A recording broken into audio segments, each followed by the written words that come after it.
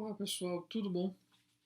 A gente vai começar hoje o nosso envio de vídeos para vocês. Esse é o vídeo dessa semana. Estamos em um processo de evolução, então desde já eu vou pedindo desculpas por algumas falhas, né, que possam acontecer. Mas vamos conversar um pouco. A gente vai trabalhar hoje em torno de uns 20 e poucos minutos, tá? E eu resolvi dividir a primeira temática em duas partes. Então a gente vai falar sobre tendências, mas tendências de uma maneira mais vinculada a uma temática, que seria o marketing pessoal. Então vamos começar com uma rápida apresentação. A gente já falou sobre o que é o canal. O canal é uma iniciativa gratuita de compartilhamento de conhecimento, de visões, de transmissão realmente enfim, trazer para vocês um pouco do que eu posso construir, né, como consultor, como professor, como mentor. Eu espero que esses assuntos, essas temáticas sejam de utilidade para vocês e espero bastante que o canal vá ganhando maturidade à medida que vocês interajam comigo. Isso precisa ser um processo não só interativo, como iterativo também. Então, bem-vindos aí ao nosso canal, nosso primeiro momento de conversa, vamos chamar assim. A ideia do canal realmente é educar, é capacitar, é treinar. A gente tem projetos adicionais. Vamos aí, vocês me conhecem, né? Eu sou professor há 15 anos, tenho formação em administração de empresas, sou pós-graduado em marketing e em comércio eletrônico e sou mestre em gestão da informação. E agora sou doutorando também nessa mesma área, buscando trabalhar a parte de ciência de dados vinculada à parte de processo decisório para a produção do conhecimento. E de mercado eu tenho em torno de 25 anos de experiência, né? Já trabalhei em grupos como Votorantim, Santander, Televisão Cidade, tenho uma empresa de consultoria aberta há 13 anos, enfim, então tenho um pouco de experiência para compartilhar e para ler algumas coisas de forma menos incipiente. Então vamos ao nosso trabalho, né? Vamos começar. Hoje a gente vai falar sobre isso, sobre novos cenários de relacionamento, né? E aí, como é que a gente vai construir isso aí? Primeiro ponto, é importante frisar para vocês que isso não é uma leitura eminentemente minha. Eu trago aqui para vocês uma série de visões de analistas de tendência diversos e a gente vai fazer nosso senso crítico sobre essas visões, trazer essa percepção para os conceitos do marketing pessoal. E nessa construção a gente vai depois tentar entender como esses conceitos se aplicam dentro dessas tendências. Eu acho sempre muito importante frisar que existe muito modismo dentro dessa perspectiva de tendência, né? Ser um analista de tendência, ser um futurólogo é algo muito desafiador. Então, nessa perspectiva, o que é que a gente vai fazer? A gente vai aceitar puramente o que está sendo dito por pessoas diversas, com capacidades e competências diversas, ou a gente vai buscar perceber de que maneira isso vamos chamar assim, enfim, intrínseco à nossa realidade. Por isso que os objetivos do nosso trabalho, nesse nosso momento, é trazer à lume os conceitos de marketing pessoal de maneira muito rápida, entremeando eles dentro dos conceitos de marketing de relacionamento e do próprio marketing, entendendo sempre que o marketing é um campo multidisciplinar da administração, está no guarda-chuva da administração, e também vamos avaliar um pouco dessas tendências para a gestão, enquadrando aí na missão do marketing pessoal. Eu espero que esse formato seja interessante para vocês conseguirem capturar. Tudo isso que a gente está fazendo hoje é uma provocação. Essa provocação ela vai continuar na próxima semana. A gente vai trabalhar mais os dois assuntos e nesse sentido a gente vai fazer a nossa live. Bom, 3 imagens para vocês. O que dizer dessas imagens? né, a questão da pandemia, as mortes, né, as contaminações, o comportamento social, ao mesmo tempo a adaptação, né, nessas duas imagens aí, a adaptação das pessoas, né, tanto no novo normal, no contexto do seu cotidiano, quanto no contexto profissional, do exercício da sua profissão. Como é que a gente percebe isso? Creio eu que a gente precisa perceber de maneira otimista. Então eu trago para vocês alguns pensamentos interessantes. E antes disso, cito um que não está aí. Eu gosto muito de Ariano Suassuna quando ele diz que não se considera um pessimista porque os pessimistas terminam tendo uma visão reducionista do contexto. Mas ele também diz que não é um otimista, porque os otimistas tendem a ser ingênuos. Ele se diz um esperançoso. O esperançoso tem os pés no chão, mas olha de maneira aberta para as possibilidades. Então, eu acho que é assim que a gente precisa encarar esse momento que a gente vive.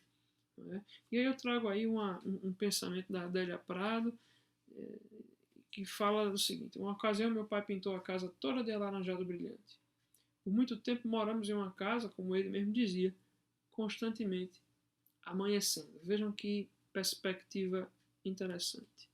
Buda fala que onde quer que você viva, esse é o seu templo. Então, se você tratar ele como o seu templo, ele vai ser o seu templo. E o que é templo? Templo é lugar de repouso, descanso, reflexão, é um lugar de segurança, é um lugar de acolhimento. Então, aonde nós estivermos, pelo menos em tese, a gente precisa tentar ambientar-se ou contribuir para uma ambientação que promova essa sensação, esse contexto, não é?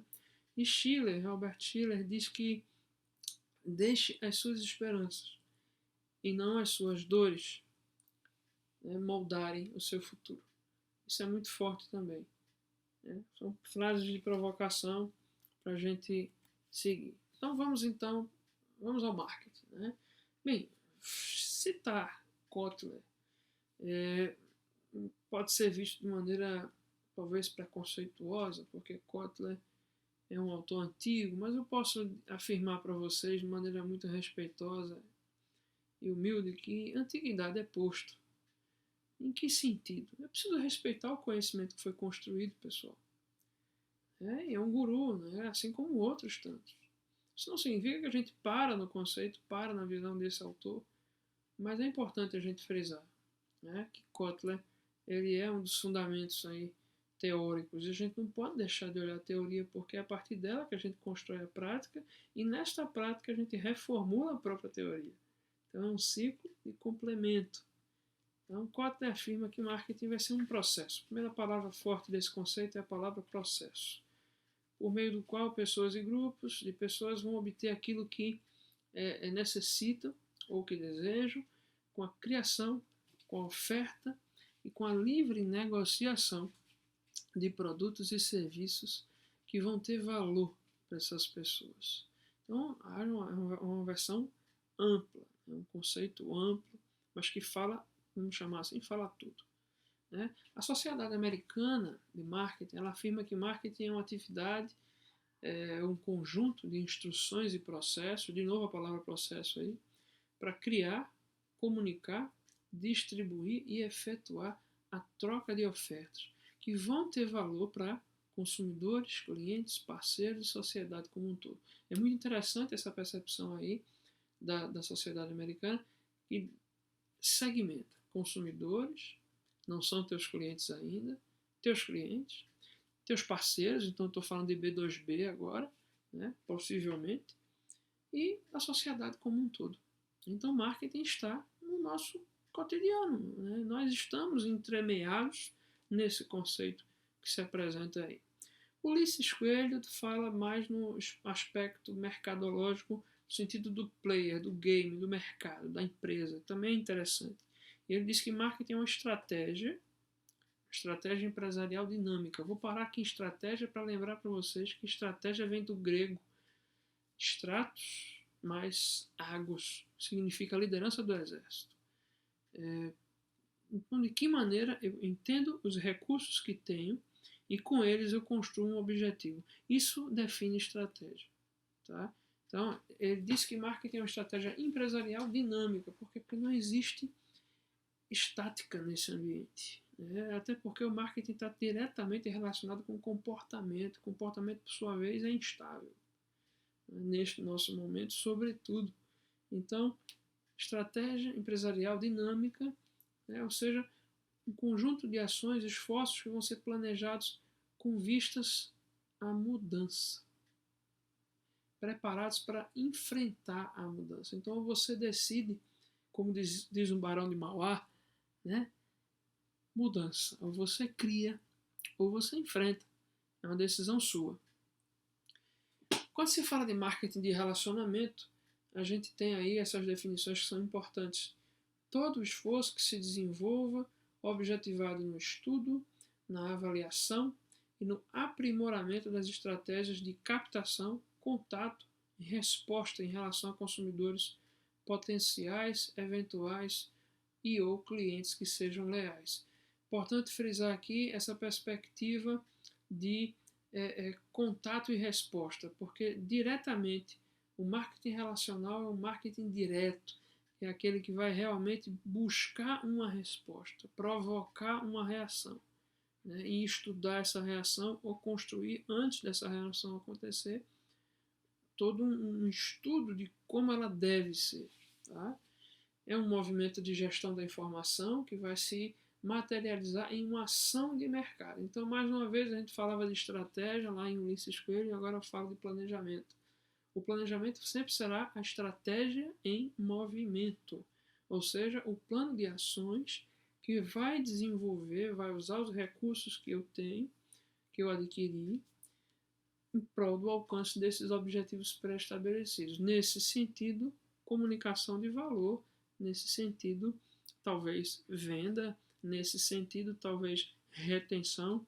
Qual é o objetivo de marketing, né? Para o seu contexto.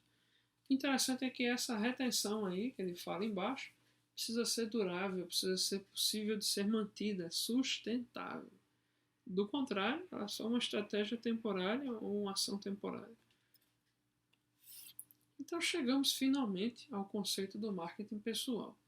E aí Kotler novamente ele diz o seguinte: é uma disciplina que utiliza os conceitos e instrumentos do marketing em benefício da carreira, né, e da vida das pessoas.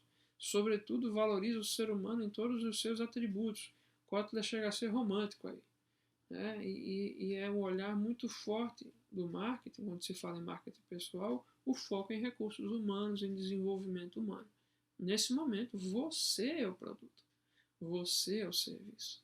E aí você vai se construir enquanto estratégia, enquanto marca.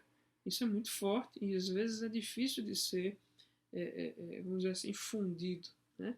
É difícil de ser percebido. Eu costumo muito dizer em sala de aula que nós somos a primeira empresa na qual exercemos gerência.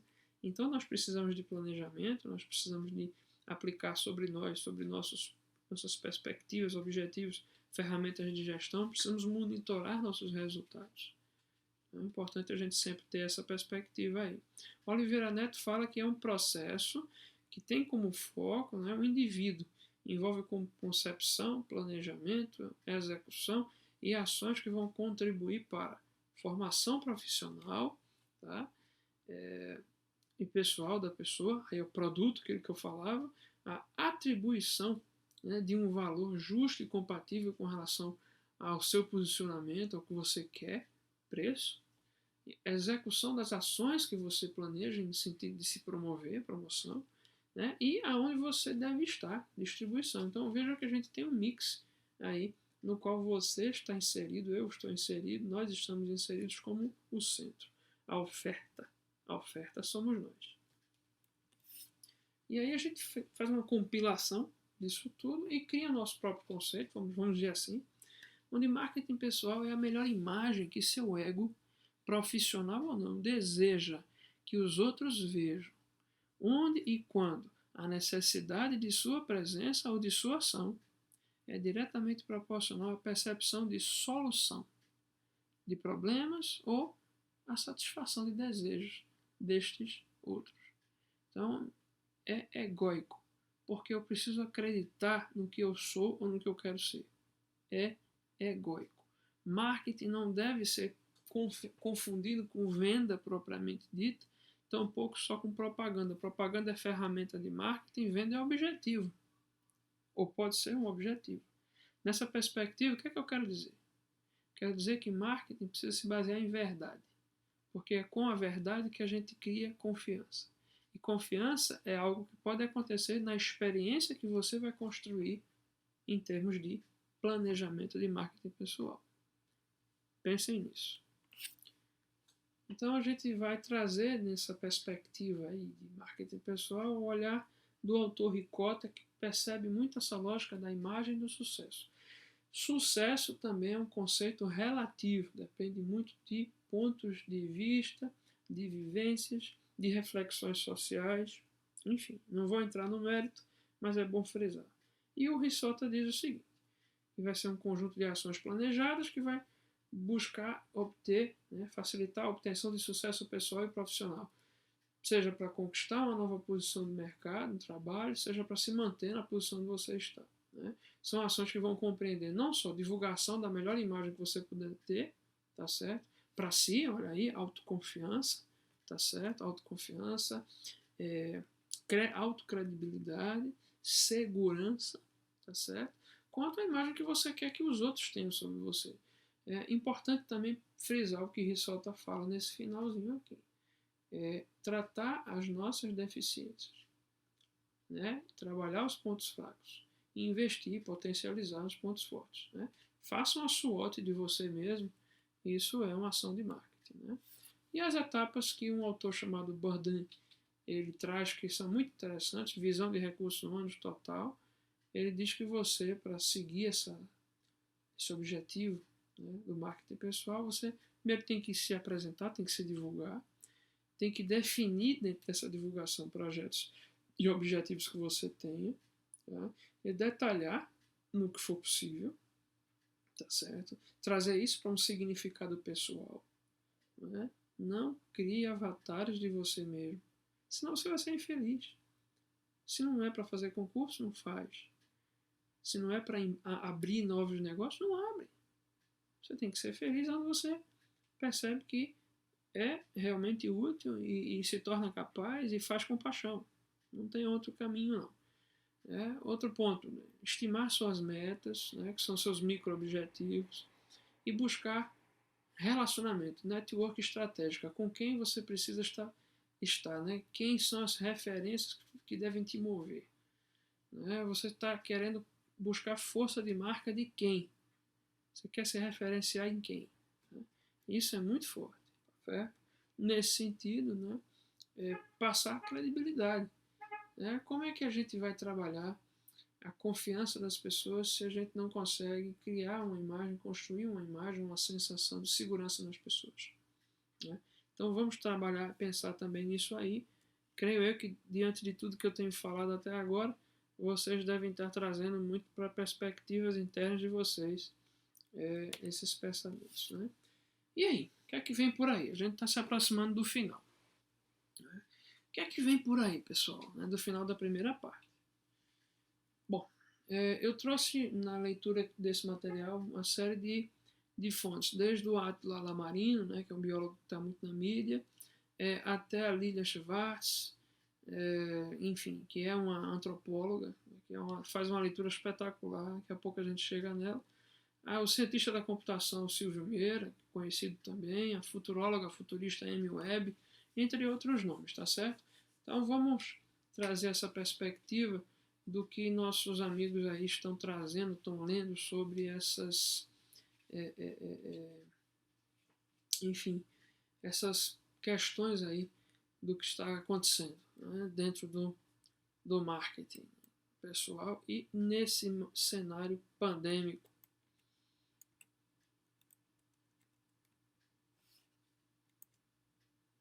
Primeiro ponto importante, pessoal. A OMS ela afirma que os efeitos dessa pandemia não vão durar menos do que 2 anos. Então não significa, pelo fato da vacina de Oxford estar na terceira fase de testes, não significa por conta desses testes serem feitos no Brasil, parte deles, que a gente vai ter a vacina no mês de dezembro, novembro, não. A gente ainda tem um bom tempo. Qualquer processo, segundo a própria OMS, para, enfim, uma vacina ficar pronta, leva 18 meses, em média. Então, todas essas transformações que têm como impacto principal a vida das pessoas, e num segundo momento, o mercado financeiro, a economia como um todo, né, as relações de negócio e tal, tudo isso é algo que dura muito tempo. Agora, quando eu falava de modismos, eu faço uma pergunta para vocês. Será que quando essa vacina chegar, que as pessoas todas se vacinarem, a gente não vai voltar ao modus operandi anterior? Sinceramente, isso é uma incógnita. Né? A nossa sociedade ela é instável. Né? Infelizmente, padece muitas vezes de ética. Então, nessa perspectiva, a gente precisa ter os pés no chão. Né? Cuidado para não achar que a gente está passando por um portal mágico, onde as pessoas estão passando por tudo isso e vão se tornar anjos fantásticos, maravilhosos, e o mundo vai se tornar um lugar perfeito para se viver. Eu não creio que isso se configure de maneira tão romântica, mas com certeza mudanças que acontecem agora se consolidam, né? E sim, há uma percepção maior de qualidade nas relações sociais a partir de momentos como esse. A gente vai ler sobre isso mais adiante. Então, vamos aí ficar com os pés no chão, tá? E aí eu trago uma percepção espetacular da antropóloga Lilia Schwartz. Ela diz o seguinte: o século XXI está começando agora. Essa é uma leitura de outros estudiosos que afirmavam que a mudança de século efetiva em termos de comportamento da sociedade não acontece na virada do ano do último século para o primeiro ano do novo século, mas a partir de fatos históricos que têm uma relevância mundial tamanha que realmente ditam novos comportamentos. Então, por exemplo, o século XX ele só começou em termos de comportamentos novos e consolidados no final da Primeira Guerra Mundial. Então, veja, um fato histórico marcante que também tem relação direta com a vida das pessoas e que trouxe uma série de mudanças de hábito. E a partir dessas mudanças se considerou o início do que seria o século XX a partir de 1918, 18 anos depois da virada do século cronológico. Então está se afirmando aí uma leitura de que o coronavírus ele marca, essa pandemia que a gente vive marca, de fato, um conjunto de comportamentos que agora se consolidam, que podemos chamar de início do século XXI. Eu agrego aí o fato do lançamento da espaçonave aí do Elon Musk, né, em parceria com a NASA. Né? Há uma retomada de um processo de exploração espacial agora com um cunho econômico. E a gente sabe que esse cunho, o poder financeiro acelera muitas coisas. Então a gente está vendo aí realmente pontos importantes que têm correlação com a leitura da antropóloga. Né? Outra coisa, né? O coronavírus é chamado aí por alguns como um acelerador de futuros. E qual é a perspectiva disso aí? Né? Hoje, mais do que nunca, fatores como trabalho remoto, educação à distância, busca por sustentabilidade no sentido do consumo, parecem que estão se consolidando. Né? E outras questões que não eram tão comuns também parece que tendem a se consolidar. Por exemplo, há uma expectativa, que eu também não posso afirmar como assim, forte, de que haverá uma redução de viagens. As pessoas vão viajar menos, principalmente no turismo de negócios. Os eventos serão mais online e tal. É uma perspectiva muito sólida, mas precisamos ver para pelo menos após 24 meses. Né? Enfim, tudo isso parece que está se fortalecendo. Né? E o que eu acho mais interessante é a perspectiva de novos valores sendo praticados no senso comum. No meu caso, da solidariedade, da empatia, que a gente sabe que existe, mas parece que agora ganharam uma potencialização muito forte. Isso é uma verdade. Eu vivo isso aqui na minha vizinhança. Né? Isso é muito forte, as pessoas se colocando à disposição das outras. E eu acho isso muito interessante, e isso é um comportamento muito normal em uma sociedade após fatos como guerras, atentados terroristas e a própria pandemia, outras pandemias que já foram vividas aqui na nossa história. E aí trago alguns números para vocês, números diversos. O primeiro número tem caráter tá vinculado ao aspecto da empregabilidade. Vejam, desculpe, da empregabilidade não, da questão da pandemia. É um número baseado, vindo aí da questão da infectologia. Existem 1.700.000 vírus detectados em animais até hoje. Vai aumentar. Tá? Desses aí, cerca de 1.700 são do tipo coronavírus. Tá? Então, essa perspectiva, estatisticamente falando, ela meio que pressupõe que a gente deve ter uma pandemia como essa pelo menos uma vez a cada 10 anos. E a gente, recentemente eu li que com o derretimento das calotas, vários vírus do passado estavam congelados, poderão se materializar aqui no nosso momento. Então, a gente tem que estar preparado para isso. Isso está sendo novo para todo mundo, mas me parece que é um cenário que deve se enquadrar em nosso planejamento. Um outro dado importante, a pandemia ela fez surgir mais de 4 milhões de novos consumidores online agora, nesse período de 60 dias aí que a gente está vivendo. O comércio eletrônico, que cresce periodicamente, pelo menos de 20% a 30% ao ano, ele teve agora um boom absurdo. Né? Então isso é uma oportunidade, isso é algo para a gente pensar também. Outro dado interessante, o envio de fake news, né, as novas verdades, né, ele cresceu 56%. Por que eu chamei de novas verdades? Porque agora, mais do que nunca, a gente percebe o quanto o nosso senso crítico é raso, o quanto a gente falha em checar fontes, o quanto a gente compartilha com algum automatismo informações das quais a gente não tem certeza da veracidade. Se a gente gosta da informação, a gente passa ela adiante. Então, nessa fase de overload de informação, de velocidade, assim, progressão geométrica nas comunicações, é um fenômeno que já existia e foi potencializado, e agora mais do que nunca, 56% a mais de informações falsas disponíveis para você e para mim. E se chegarem pelo nosso celular, a chance delas serem vírus, são os malwares aí, aumentou 23%. Né? E aí um dado econômico, né, dos Estados Unidos, que é uma baliza para a gente em termos de economia. Os maiores varejistas de lá já demitiram mais de 1 milhão de pessoas e só devem reempregar, né, 85% desse grupo que foi colocado para fora. Então, o comércio tradicional deve encolher. A gente tem um fato grande aí que tem sido retratado aí no Hard Rock Café, né, na China, né, que houve uma redução de 40% de circulação das pessoas dentro dos ambientes de loja, então os PDVs estão tendo que se re-layoutizar completamente. Né. E aí uma revisão de valores, como eu falei para vocês, antecipei no slide ulterior a esse último, que é justamente essa percepção da gente resetar um pouco alguns comportamentos que a gente tinha e passar a adquirir novos hábitos. Aqui na minha residência, por exemplo, eu estou absolutamente comprando tudo pela internet, de carne a remédio. Então, isso tem sido uma experiência diferenciada e tem gerado uma conveniência, uma comunidade, independente da segurança, né, que demandou esse tipo de atitude. Mas a gente passa a perceber que pode ter mais tempo entre nós, na nossa família, se a gente deixar de perder tempo. Enfim, perda de tempo é um conceito relativo também, nesse sentido. Né?